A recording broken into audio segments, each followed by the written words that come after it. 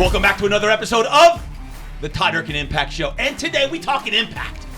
Impact in a whole different way, my friends. This is going to be impact. I've got my man, Mike Chandler, in the house. You're like, wait, Mike Chandler, I know that name. I know that name. Yes, because he has taken a meteoric rise in the world of UFC and MMA fighting. Mike Chandler, we're talking all things fighting, UFC, and life today with the future champion of the world, Michael Chandler. I'm a little fired up today, Mike. I'm fired up to be here. It's always great to get back to the lab here at Fitness Quest 10, man. Got a workout in this morning. Back to the roots. How you feeling after the workout?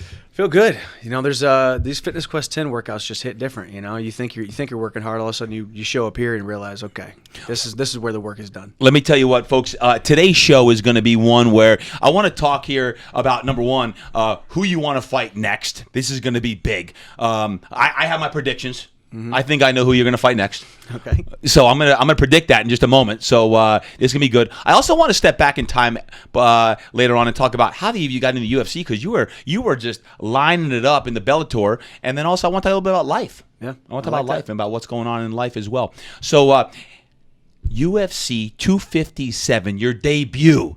You're overseas and you fight this guy named Dan Hooker. Mm-hmm. Going into that fight, what was your mindset? Man, debut. I tell you what, yeah, it was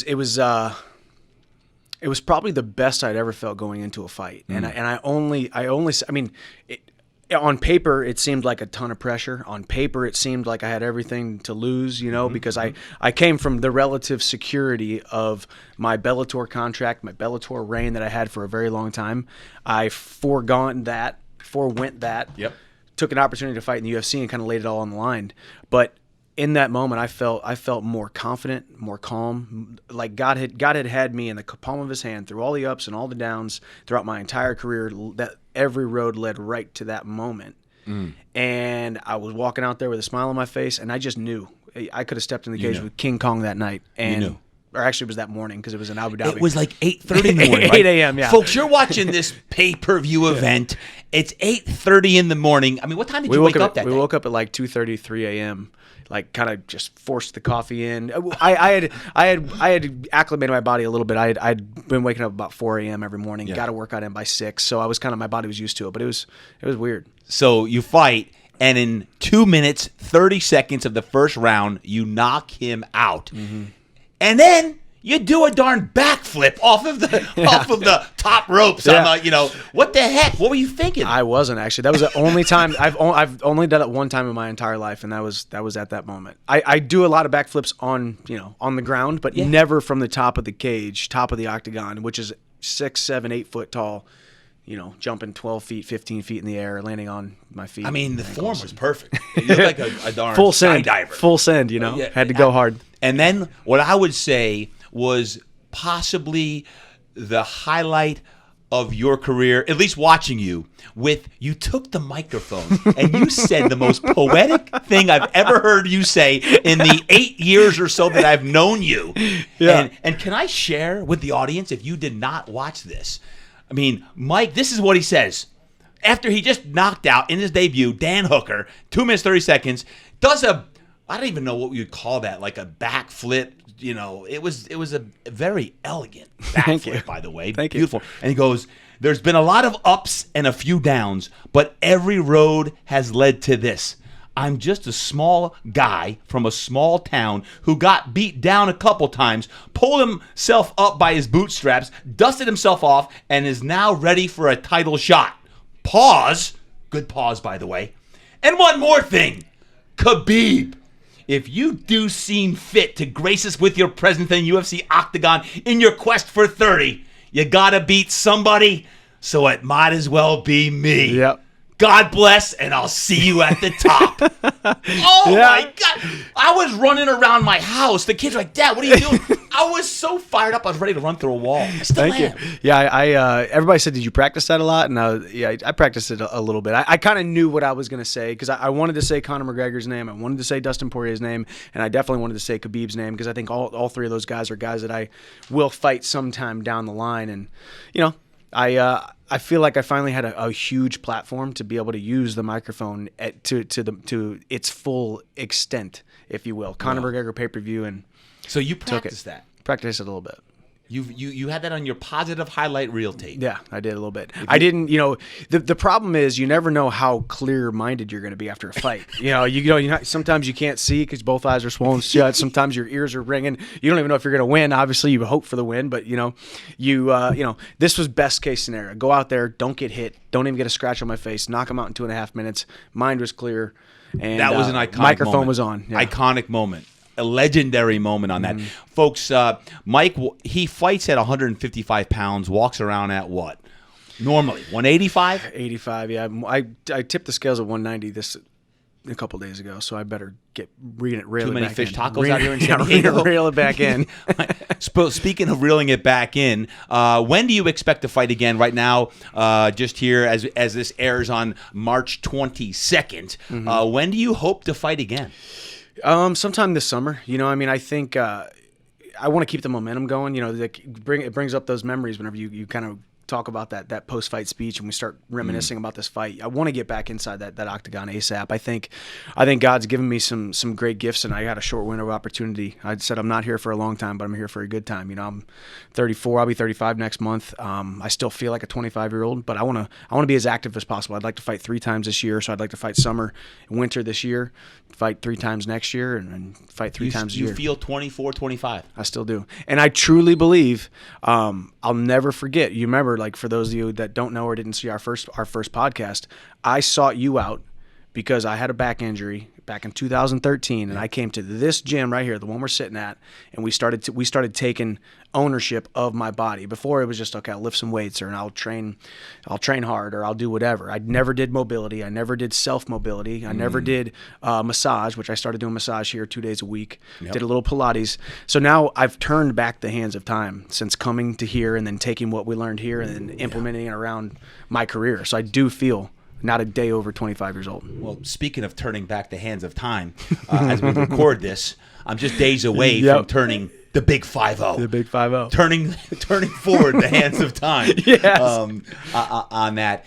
And I think one of the things, I just dropped the podcast yesterday, a special one, is the emphasis on recovery is huge. And I know I've seen you all over the So Right and your line and opening up your SOS. I've always said my next book should be called It's All in the Hips, opening up your SOS, your hip, your hips rotators, your hip flexors on that.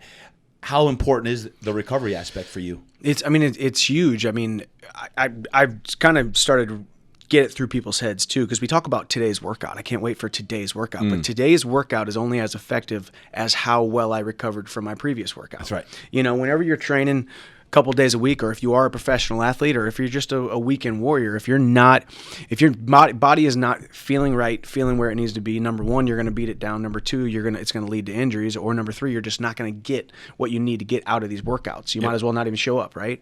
Yep. So for me, every single day, laying on my So Right. Now they've come out with So Back, the So Neck, the So Spine. I got all a kinds So of Back, different... a So Neck, So everything. I need a lot of So Right exactly. now. I'll get you a box. But and then Oh, I got one. I've been using that So Right. It's good. Good, and staying on my roller, staying on lacrosse ball, staying on everything. Yeah. The good thing is, with all of these different recovery tools, you find your different spots. You find how your body is. Your body is wired different than every single other body in this room. So you just got to find those spots. You got to find ways to open up, find new mobility, find new flexibility, find new barriers to be broken. That's right. So speaking of fighting, who would you want to fight next? Do you have someone in mind? Like, man, I want to fight, because I know heck, by the time this drops, they'll probably already announce it. But I know who you're going to fight next. Who's that? Who? There's a guy over in Russia right now. Khabib, who wants no part of you. Khabib wants no part. But guess what? He's going to come out because you're a wrestler, all-American wrestler, Mizzou. He's a wrestler. I love the matchup. Khabib. Just like you called out Khabib, I'm saying Khabib. It's gonna come out. That's who I want to see. I would love that. That's the dream matchup. That's the fight that solidifies me as the best in the world. Yep. It's tough. It's tough for all of us 155ers moving forward, because none of us, if Khabib stays retired, none of us really beat Khabib. But, these kinds of things happen in sport all the time. People retire, and a lot of people don't retire undefeated. But, if you take Khabib out of the picture, man, that Justin Gaethje fight is a fun fight. Yep. You got Charles Oliveira. A fun fight. Very fun fight, yeah. And what's a fun fight? A fun fight is a fight where you're looking across the UFC octagon, and that cage door closes, and you got millions of people watching, and you look at that man, and it's a scary thing, because he doesn't have any quit in him. I don't have any quit in me. One of us is going to have to separate the other from consciousness in order for this fight to end. That Justin Gaethje is a fun fight. Charles Oliveira has solidified himself as a top contender. He's great everywhere, and then you got Dustin Poirier and Conor McGregor. Us five are kind of the five that are going to kind of do a round robin here. Conor McGregor wants nothing to do with you. It's true. It's a huge fight. It's a big fight. I actually got to meet him at the last fight card, because he was the main event. I was the co-main event, so I met him at the press conference. I feel like he's turned over a new leaf in a lot of ways. He seemed that way. He seemed a father. little more mature than. Well, it's like what we talked about, and I don't know why we talked about it on the last podcast, but I feel like Conor has gone through the 4 levels of the S's, right? Survival, success, stability, success, significance. I think episode 60. Listen to that. Episode 60, and it is great. And I think about it in his aspect.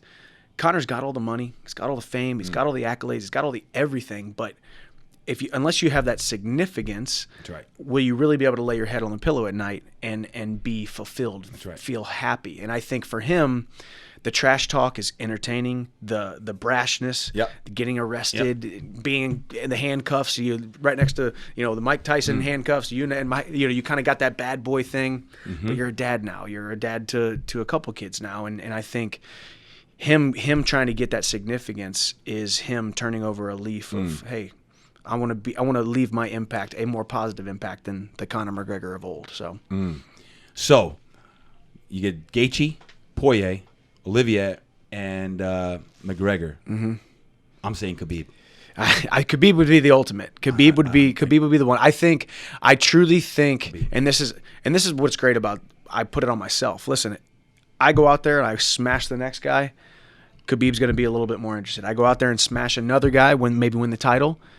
Khabib's going to be very interested. That division's interested. Loaded. Yeah. It's absolutely loaded. Yeah. The Olivier guy, I hear a lot about him. Haven't seen him fight. Yeah. Dangerous. What's the deal with him? He is dangerous. So he's actually got the longest active win streak in the lightweight division. I think he's 7 or 8 fights in a row. Doesn't have a ton of top guys on that win streak, but to string together 7 fights, 8 fights in the UFC is no easy task. Absolutely. He's good everywhere. He's really slick submissions, really slick grappling, and then pretty basic but good to the point striking. And he's long, a little bit longer guy. He's almost probably 6 foot. When would you expect, hopefully in the next week or so, you get an announcement? I hope so. Yeah, I mean, it's one of those, where right now, too, in the UFC, I don't know if these guys sleep at all. Dana White, Hunter Campbell, Sean Shelby, there's no way these guys have time to sleep, because not only are they trying to put together fights, they're trying to figure out where they're going to fight. Is it Texas now? Is it Florida because things are opening up? Or are they going to stay in Florida? The next, they're going to have a packed arena. I think April 24th. So now that opens the door to, okay, well, now we got to put it into overdrive, start calling all these different venues, or maybe they just set up shop. This one is in Jacksonville at the same arena that they first started when COVID started. Remember, for March and April, all the shows were canceled. They did the first show. They were the first sporting event back on TV, back in competition, and they did, I think, 7 or 8 shows in a row at some arena in Jacksonville, Florida. That's where they're doing it April 24th, so maybe that's where they'll set up shop for a month or two. I don't know. Whoever it is, I know you're going to prepare like the champion that you are, and you're going to be ready to go, and I can't wait for the big announcement. So let's get it going. Let's step back for a second. Back in the middle of the pandemic, it was August or September, we had a conversation on the phone. I called you up, checked in, and you're like, hey, good timing. I'm in the middle of making a really big decision. At that point, you were the face of the Bellator card, and you're like, TD, I've got a decision to make. I can stay the face of Bellator. I can go to one and probably make the most amount of money going to Asia, or I go to the UFC, and the UFC, it's the premier league in MMA fighting. It's like the NFL is in football. It's the premier league in that. ultimately you chose the UFC. Why? I think it sounds cliche, but you only get one life, and I'm sitting here talking to a guy who I admire. You're about to have your 50th birthday, right? I'm going to be there someday, and would I look back and say, man, I had a great career, I accomplished a lot, but there was that one thing that I never did, and that was go to the UFC. Would I be able to sleep at night, or would this pillow I'm laying my head on feel like a 40-pound rough sandpaper center block for the rest of my life, and I'm just going to be tossing and turning? And I just thought about that, 40-year-old Michael when I get done retire and done fighting, and I just thought, okay, at this point it doesn't become a financial decision, it doesn't become any other decision besides the competition. And it was you who kind of pushed me over the edge too, because you are a high-performing individual yourself, high-performing athlete, around a lot of high-performing athletes. And so you always are able to look at it from both sides, from coach to mentor to athlete. And we just, you really just kind of said something, or said the spirit of the conversation was, if you want to go get the competition, go get the competition, because you can make money after fighting. Got to challenge yourself to be the best. You got to challenge yourself to be the best. And ultimately, that's what it was that night whenever I had a smile on my face and I'm going out there. All roads had led to this, the biggest opportunity of my life. 2 million pay-per-view buys that night, because most people were tuning in to see Conor McGregor and everybody else on the card. Right. But biggest opportunity of my life. Go out there and knock this guy out in 2.5 minutes. Now I'm the number 4 guy in the world. It's interesting you say that, because literally the Sunday's episode on my birthday, I talk about just that. Is now I view myself even more as a coach than a player, and it's an interesting mindset shift. Because as a player, as a competitor, that coach is constantly mentoring his athletes. You didn't know this, but I wrote down 3 notes after that conversation, from our conversation, because I love to journal and I love to write things down. I reviewed that before our conversation today. I wrote 3 things down on this. And this, folks, take notes right now, because this is from my journal, from the conversation in September with Mike Chandler. Number 1, never settle for something if you believe there's another level that you're capable of. Yep. Right? That's number 1. Number 2, be willing to risk it all. If you knew you couldn't live with yourself for never taking the chance to see what you could do, going against the best. Be willing to take the risk, I wrote down. Risk it all. Right? That gets your juices flowing. Because we talked about what's going to get your juices flowing, Mike. And then the third thing I put down, and you're the king of this, because you end every video, every social media post, how? See you at the top. I wrote, it's all about the climb. Yeah. It's all about the climb. Heck, as we do this, just a few days ago, Drew Brees announces his retirement. Right? It was about the climb. Yep. How do you stay hungry when you win your next fight, whenever that's going to be? And let's say you win if it's for a title, it's for a belt, you get to the top. Guess what? There's got to be another level that you keep climbing to. I said it's all about the climb. See you at the top. It's all about the process. What happens when you get to the top of your game? What happens when you become great? It's easy to get complacent. It's easy to lose your drive. It's easy to become a fat cat and lose your edge, I said. Yep. My friend, stay humble, stay hungry, never lose your edge. Keep climbing. Those are notes I took to myself after September. So that conversation I was giving you, see, I take notes all the time in my phone and in my journal, because these are lessons that you can learn when you're around other high performers. This is something. Never settle for something if you believe there's another level. Be willing to risk it all, and it's all about the climb. Any thoughts on that? No, it's so good. I mean, because that's really where I was, and it, and it's not to say anything negative about Bellator, but I had just I had gotten complacent there. There really wasn't much more that I could accomplish inside that organization. They weren't signing more guys. There was a rematch or 2 out there that I could that interested me, but really, when you feel like there's a calling on your life, and like as I said, God has had me in the palm of His hand since day one, throughout this whole thing, throughout college wrestling and all the ups, but a lot of downs and tough times. I got to this crossroad where finally that door opened, because I had we've known each other now for 8 years, so that's like 2 or 3 different Bellator contracts that I signed in that time, and each time like we kind of had a conversation, not one as in depth as this, but the door always stayed closed to the UFC. This time it was kicked wide open for some reason. I felt so much confidence walking through it. I felt so much confidence, even though I at this point I pretty much knew I was probably going to sign with the UFC. I just needed to get a decent offer that paid the bills at all, right? Absolutely. And they did that. So now here we are. Now we're 1-0 in the UFC, and now the sky's the limit. Now we're in the most electrifying, most energized, most hyped, most exciting division in the entire organization, in the entire world. Yep. And my name's right in the mix. It's got a number 4 next to it, and we're in a good spot, and I'll see you at the top. As you guys are listening in, you're like, wow, Mike seems like such a nice guy. He is. He's one of the nicest guys I know. He's a man of faith. He's a father. He's a husband. He's like many entrepreneurs listening in. He's balancing a lot of different off the field type opportunities on that. How has life changed the most for you since that big victory over Hooker, and now that you literally are in the conversation for a title fight? How has life changed for you? It hasn't changed a ton. Except there's a little bit more media stuff I got to do, or a little bit more, there's a little bit more kind of feedback from the supporters of me now. Yeah. That everything's just much bigger now that I've signed with the UFC. But I think more than anything, and sandwiched in between those notes that you took, was that you never settle whenever you know that there's a new level to find. And I found that new level by going out there, knocking out Dan Hooker. Now I'm the number 4 guy in the world. Now I'm arguably next in line for a title, possibly in the next fight or two. Right. That motivates you. That motivates me. I am more motivated now than I ever have been in my entire life. I feel more healthier, happier, and harder to kill than I ever have in my entire life, because I made a decision to put myself out there and risk it all. So that's kind of what got me fired up and got like the juices flowing. So now, you could say, hey, you're getting older, but also now I just got a new lease on life. I opened this door to this whole new possibility. Yeah. So that's why I feel younger and more invigorated. When you say older, the average span in your mind, if you're 34 now, going to be 35, there's a lot of people that 34, 35 in the fight game that are washed up. I feel like you're just coming in your prime. Yeah, I truly think so too. And you never, knock on wood, next fight could look not the right, same way, right? Right. But it's one of those, I think it's just consistently making good decisions for your body over a long period of time. Right. And that's what I've done. Mike, what would you say to this? People, your following has grown immensely, but they're like, man, this Mike Chandler guy, he's an overnight sensation.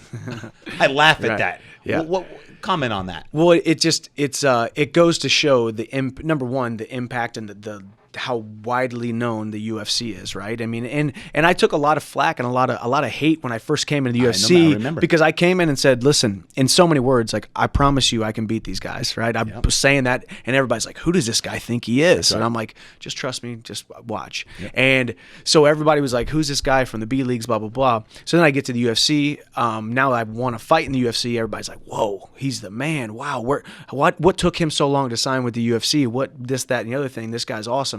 When really I've been doing training every single day in gyms like this across the country, around the world, since I was 14 years old. 20 years, 2 workouts a day, 300-something days a year, every single year for 20 years. So it's taking you 20 years to become an overnight sensation. Yeah, 20 years to become an overnight success, right? And that's usually how it is. That's usually how these things happen, unless you're right. These days it's easier to become an overnight success because of the internet, but it's usually, if there's an overnight success, those guys have been putting their time in. Yeah. And you reminded the world that day after UFC 257 where you came from, because Bellator, now UFC, you constantly remind yourself you are blue collar. You haven't changed. It's that work ethic, that drive, that tenacity, that discipline, that sacrifice that you have exemplified for 20 plus years, the 8 plus years I've known you, about what it takes to be the best in the game. And that's what I'm always enthralled with, is like, how do you become the best in the world at what you do? If you're listening in right now, like, how do you become the best in the world at what you do? If it's the fight game, if it's as a physician, if it's as a police officer, if it's as a mom or dad, like, how do you be the best that you can be? Because at the end of the day, I think we all have this certain level of potential, but what are you willing to do to explore that potential? Yeah.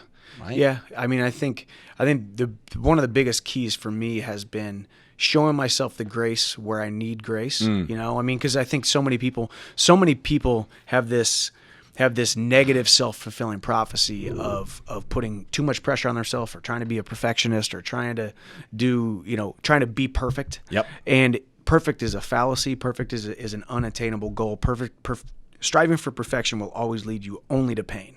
And if you can just focus on being successful, focus on success today, not being perfect, not being perfectionist, then you're gonna land somewhere between excellence and high achievement. And so, I mean, you're a king believer speaking of that, in the belief and the visualization of your positive highlight reel about becoming a champion. When you become a champion of the world, lightweight champion of the world, how do you keep that same drive that you have now? Well,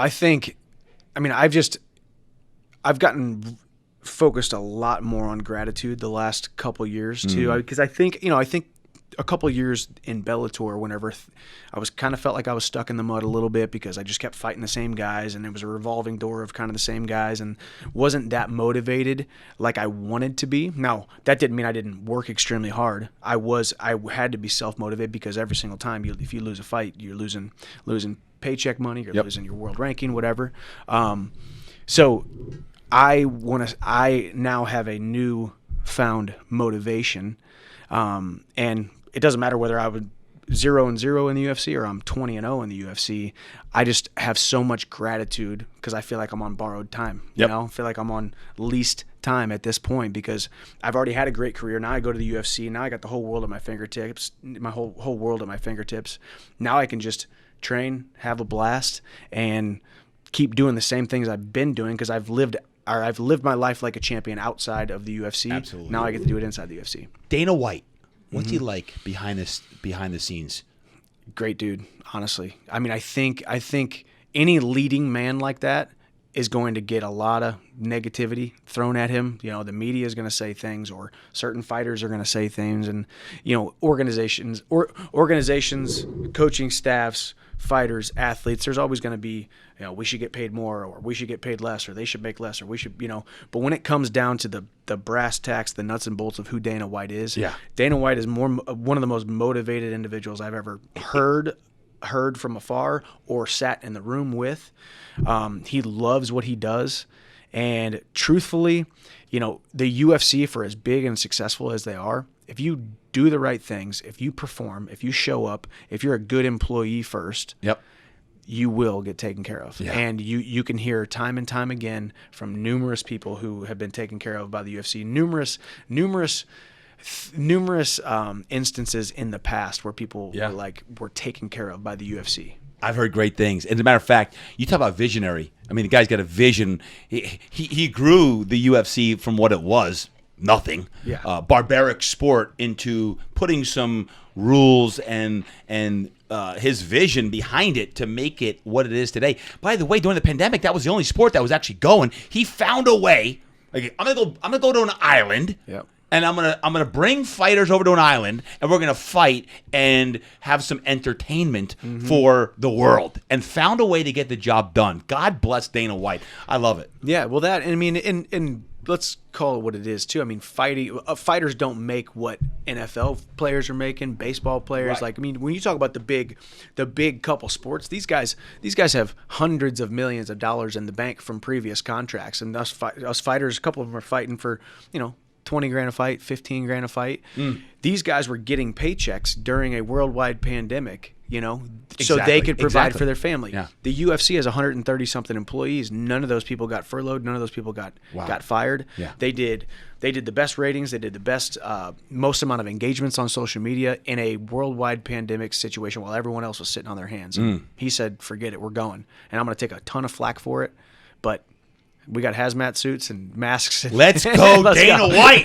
Let this guy fight again soon. So, cool. Hey, I got rapid fire questions, and I shared I was going to go live with our audience today as well on this. So if there's audience questions coming in, I'm live on the Instagram right now as you guys listen to the podcast. Here's my rapid fire questions for you. What's the best thing about being an MMA fighter, a UFC fighter? I just think I get to show both ends of my spectrum, the spectrum of who I am. Extremely joyful, but then I also get to go to the crazy, crazy deep depths of, man, this guy's nuts inside of a cage. Do you think everyone's got a little bit of that nuts in them? Like, is I it do. most people think I mean, I truly believe the John Eldredge wild at heart life of every man needs a beauty to win, a battle to fight, and an adventure to have. You know, so if that's part of the way that God designed a man's heart, and I'm not necessarily speaking for women here, but for a man, I think every man has a battle that they y'all need to just fight. picked up your pace. I can see you out there running right now. One more time. What were those 3 things? Every man needs a battle to fight, an adventure to have, and a beauty to win. Got goosebumps And right now. that's from John Eldredge's book, Wild at Heart. I think it's like a 20-year-old book. It's an older book. Man. So I think everybody's got a little bit of that in them. Iron Mike firing out some 20-year-old classics right there. Hardest thing about being a fighter? Cutting weight. The weight cutting, if we could get rid of weight cutting, that would be amazing. You know, I wish I could fight at 170. I'm just not tall enough. Those guys are like 6'2", 6'5", you know, so it's like I ain't trying to fight those guys. What about family as far as when you go into a training camp, typically, 8-9 weeks training camp?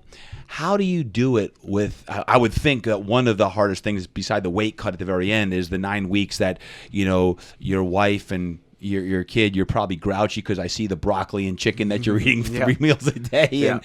And talk about that. How hard is that? Yeah, it's tough. I mean, being away from them and but you know, you're around a lot of professional athletes, whether it's football season, whether it's baseball season, you know, whether it's being away, home games, away games. It's just the travel. It's just or even, you know, business professionals listening to this podcast. Life is busy. Life takes sacrifice, and I will instill in my son that every man has to work, and not just work, but find something that God puts on his heart, find his purpose, and run head first into it, and don't look back and never apologize. And even though Daddy wasn't there all the time, I will be there when it counts, and I'll be there for him when it really matters. Sounds like my man Kevin Plank, founder of Under Armour. That's what he shared with me. 2009 Super Bowl, Miami, Florida. That exact same thing.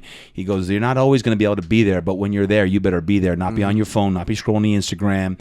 You need to be there and be present for your kids, your family, your wife on that stuff. Because if you can communicate with your kids that Daddy or Mommy is doing something good for the world, that's called impact, and that's making a difference." So, great wisdom there. A few more rapid fires and we're going out. While most people listening in, if I was to ask them, what scares you the most in life? What scares you most in life? You listeners would probably say, getting in an octagon and fighting, you know, Conor McGregor or Khabib or Mike Chandler. What would you say scares you the most in life?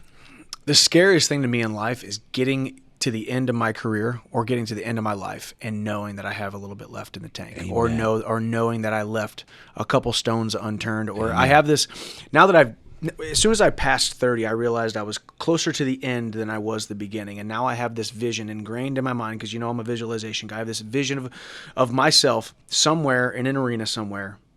Just got done showering, and I put my hands on the sink and I look in the mirror. I have to ask myself, I just got done with my last fight, left my gloves in the middle of the octagon.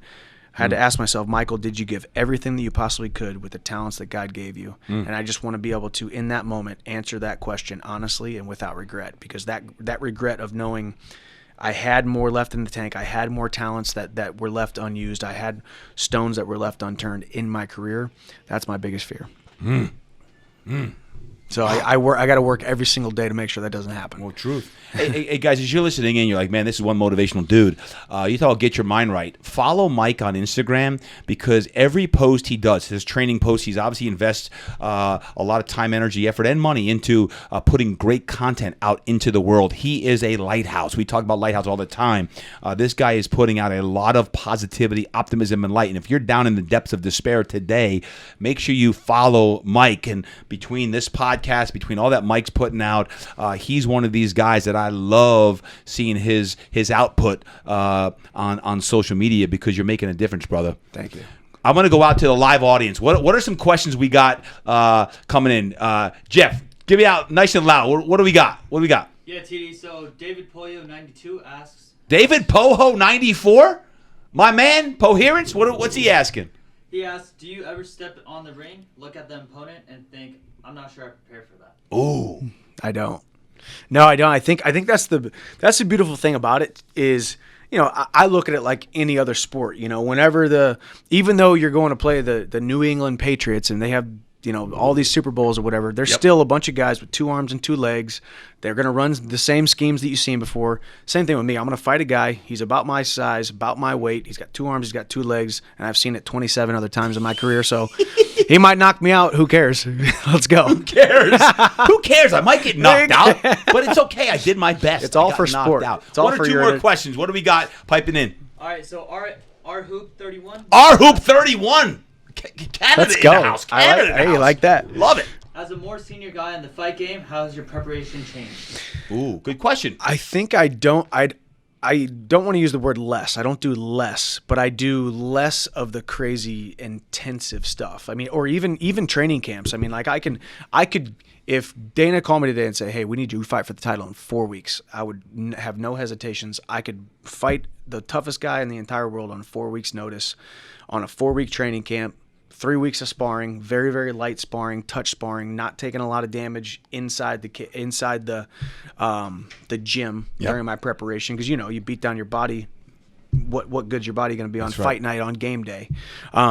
So I just now, as I'm one of the more senior guys, sparring a little bit less, being a little bit more mindful, and then as we talked about, mobility, recovery, supplementation. I don't miss a day of supplementation, whereas if I used to come here for a week, be like, I'll take a week off of all my micronutrients and all that stuff. No more of that. I got every single one in a little bag. What are a few of the highlights on the supplement side that you're doing?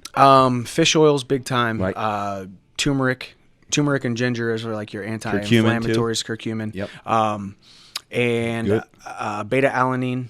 And then some really, really high potency multivitamins. So all this stuff I've been taking is Thorn, which is the stuff that the UFC sends us. Yep. What else is there? And then there's and you're hydrating a lot. Hydrating a lot, and then from the more powdered stuff, lean protein after every workout, obviously, and then BCAAs. You got me on the BCAA train, drinking three servings a day, just sipping on 5 now. Sipping them on all day. Yeah, exactly. And you know what I started doing a lot too after I did some research on creatine and brain function. Yep. I do creatine every single morning as well. Mm-hmm. So, and then I'm trying to eat a lot more fish these days than I used to. So.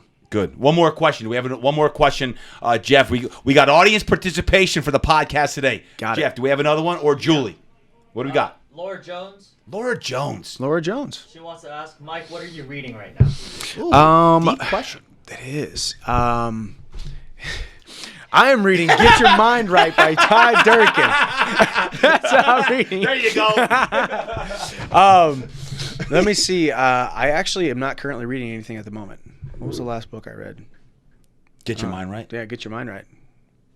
But you do read a lot of blogs and social media posts as well. I do that. I mean, or even just, I mean, I do a lot of listening to whether it be TED Talks or sermons or whatever. You know, I'm a big time audio guy more than I am actually sitting down and reading. Who's your? Let me ask you this. Laura Jones, podcast, faith-wise, listening to podcasts. Are you on to any certain sermons? Not podcasts. Robert Morris is a pastor out of Texas. I really like his teachings. Check out. You listen to Furtick at all? I do. Stephen Furtick? Yes. So, obviously, guys, I trained Pastor Jeremiah, Miles McPherson, and Bible study. Stephen Furtick I've been listening to lately. I love Furtick. Matter of fact, I'm pumped up. He's out of Charlotte.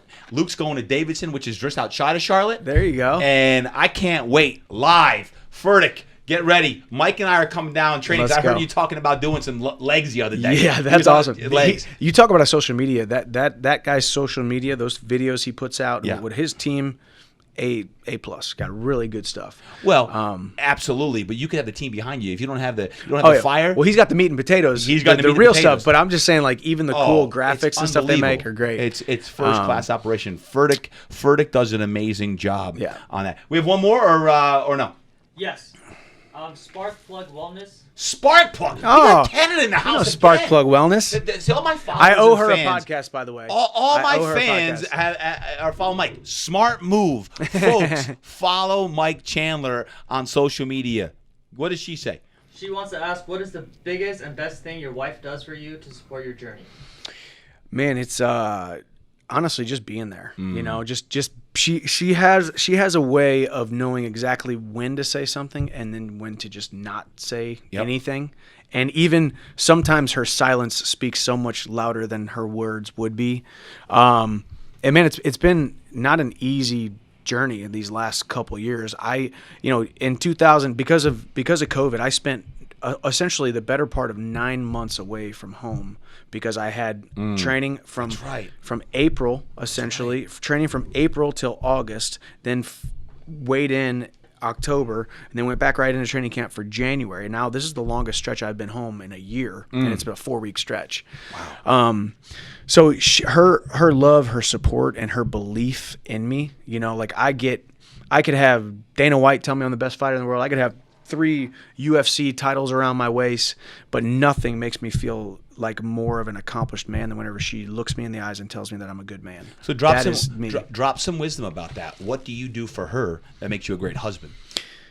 Well, I know Bree and I are actually very similar in a lot of ways. Like she's a go-getter. Like she continues to do her education. She loves working. Yep. She derives her worth from her work. Yep.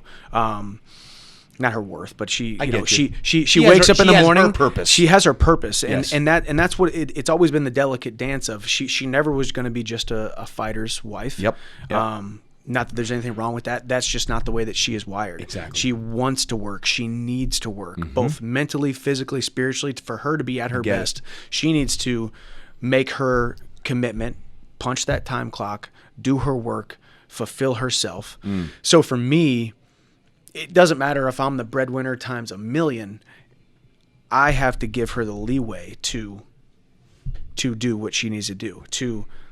She merged from physician assistant to doctor of medical sciences just last year. She graduated. So like she continued to get education at 35 years old because she wanted to. She wanted to continue to push herself. So I do a lot of things for her, but the worst thing that I could do is to ever hold her back or put a cap on her being able to go do what she needs to do. Even, like we said, I'm about to go to Florida. If I fight this summer, I'm about to go to Florida. She's not going to come with me. I'm going to come home to Nashville every weekend to see the family so she can stay home and work, which fills her and edifies her. Yeah, folks, that's called focus. It's called discipline, sacrifice, all these things. I see you as a man, as a father and a husband, doing what's necessary, but the focus. It's one thing to say you want to be great. It's one thing to say I want to be an all-pro, an all-star. I want to start in high school. I want to get a college scholarship, or I want to start in college, or I want to be whatever it is. It's one thing to say it. It's another thing to have the focus, the discipline, day after day, week after week, month after month, year after year, years after years, to continue to do the right thing, do the right thing. And Mike Chandler always does the right thing. I know it's not easy, but the focus truly is going to set you up for lots of success and significance in the big game. My last question is this. If there's one thing in this world that you would change or could change, what would it be? Just in the world? In the world. I think being a guy who grew up, like we said, a small guy from a small town, and got beat down, pulled himself back up by his bootstraps. I look at the younger me. I look at, I look at the college age me, where I had the talent, I had the work ethic, I had everything at my disposal to be a national champion and reach my goals. But what was going on between my ears was not where it needed to be. As I said, small guy, small town. I was taught to do small things. If the human race, if we're Christians and we read God's word and it says that we were made in his image, it's not just words that were on paper. We were truly made in his image. And if we were made in the image of an almighty God, then why can't we do things, accomplish things, acquire things that are just unbelievably, almost unimaginable? Yet we settle for so much less here on earth because, maybe someone told me I'm not good enough, or someone told me I was ugly, or someone told me I can't do this because of that, and we live in a society where it's so much easier to just default to negativity and default to mediocrity rather than stand on our own 2 feet, shine like God intended us to shine, and lead the pack and think outside the box and go do something great with these talents that we were given. So I think as I talked about, I just feel so full of gratitude to be sitting here with you, a man that I love, talking in front of a lot of people with 2 capable legs, 2 capable arms, to be able to do something great with this life that God has given me. And I just refuse to be anything less than the man that God has created me to be. And I spent a lot of years not doing that, right. you know? Right. So I'm trying to get there, and I just want people who follow me, people who listen to what I do, people who see me, whether it's inside the octagon, whether it's in the gym, whether it's on social media, saying, man, because that guy, that little guy from that little town, got beat down a couple times and never gave up, I'm not going to give up today. Man. Guys, make sure you follow Mike Chandler. Where can they best follow you, Mike? I do a lot of stuff on Instagram. As you said, I love making these really cool workout videos and inspirational pieces. But Mike Chandler MMA is my handle on Instagram, Twitter, all that stuff. And yeah, I'll see you at the top. Hit it up now. Make sure you share this podcast. Share this podcast, especially when Mike gets called up today and Dave's like, "Hey, Mike, you're fighting Khabib this Let's summer." Go. Whoever it is, go. it doesn't even matter who it is. It doesn't even matter. Mike, I usually shut this show down with my signature statement, but today it's your show. You just won the UFC title. You're in the middle of the Todd Durkin Impact Show. My God. You're going to break us down. I want you to speak life into some young boy or girl, mom or dad, who's struggling today. And when you talk about see you at the top, we're going to close today with see you at the top. But we're in a huddle right now, and someone's listening in. I don't know if it's live, when it is exactly, but speak life into somebody and let them know that whatever that mindset's going to take, that we'll see you at the top. Mike's going to close the show down. What you got, big boy? So we're sitting in a huddle. Yep. And the entire world is watching. But most importantly, a God who created you in his image wants you, urges you to believe in yourself, to do something with the talents that you've been given, because you only get one shot at this thing called life. And you can mess it up 1,000 times and you can fail 1,000,000 times. It doesn't matter. The cream will always rise to the top if you A, lead with faith, B, work extremely hard, C, try to become the best person you possibly can be. There's no way that you can be denied, and he believes it. It's your obligation and your duty to give the gift of you becoming your best self to that almighty God who created you that way. So if you can do those things, if you can keep on putting on your work boots every single day, no matter what vocation you choose, no matter what path of life you are, put those work boots on. Preach it. Pray like it depends on him, but work like it depends on you. Woo! That's how you get there. We'll see you at the top. See you at the top. See you at the top. Bam!